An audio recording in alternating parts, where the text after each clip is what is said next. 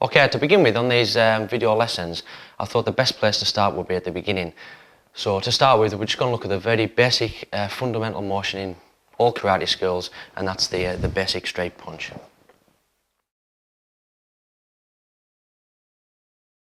So the basic straight punch is usually referred to as chokazuki, which means straight punch. Usually also you might hear oizuki, junzuki, tatezuki, urazuki, all those different terms.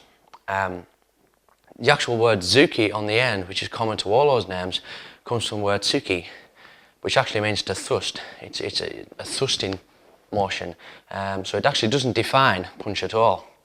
And you usually find this is quite a common thing in traditional martial arts, where the name of something usually can refer to the shape of it. So things like, a crane sitting on a rock and things like that. Or it can also refer to the path or the motion that movement takes. It doesn't actually define the intention of that movement, what it's for. So what we're going to first start off with is looking at this thrusting motion and having a look at all the different applications and the ways in which we can analyse this motion and see what movements we can pull out from it.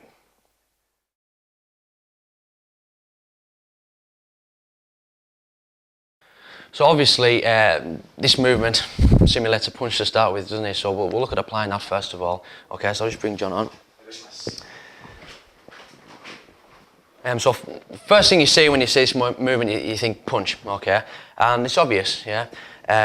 Targets are very varied. What I don't want to do is start to go into the sort of the functionality side of it and creating dynamics and things, just purely the analysis side and looking at what the motions mean. The one thing I want to get out of this really is that if that was a punch, or if it was a shote palm heel, if it was kaiko ken, if it was boshi ken, tate ken, it doesn't really matter what's on the end of the movement. Again, what's common to that is the fact that you're thrusting forwards. So in this basic karate technique, you're learning the skills to enable you to dynamically thrust forward with this hand.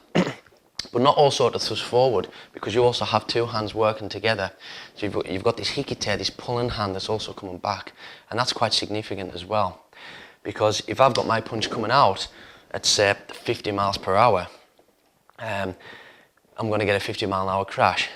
If I add 50 mile an hour pulling back as well, I'm doubling it, I'm creating a 100 mile an hour crash. So this hikite, this pulling action, or this double action, you see a hell of a lot in karate. So if I hit forwards here and striking wherever, as soon as I employ this hand and I grab something and pull it in towards me, I'm increasing the net effect of that strike.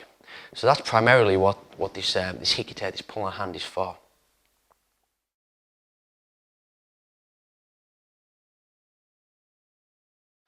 So one of the biggest questions with hikite is people say, well, what do I grab?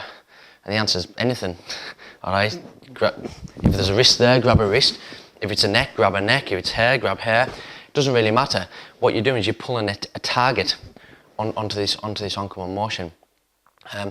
So one of the things you can get from this is say, well, we've got a punch coming out, we've got hikite coming back, so we've got two end points to that motion. We've got an outward part, and if you want to call it an inward part here. So if we look at the applications for those end points, we can see that we're striking, but as we're pulling back, we've also got an elbow strike from the rear. So we could be here, striking this way, pulling back sharply, striking here. So by just doing the basics of the punch itself, you can use here the extension to help release grabs, and you can use the mechanics of the punch itself to attack from behind. So just doing some rapid shots can be enough sometimes to give you a bit of an opening. All right. So that's looking at both endpoints of the movement, looking at the forward part, whether it's creating impact or whether I'm using it to prepare for something else. And we're also looking at the inward part, if you like, the hikite, whether I'm using it to pull something in or whether I'm using it to strike from behind.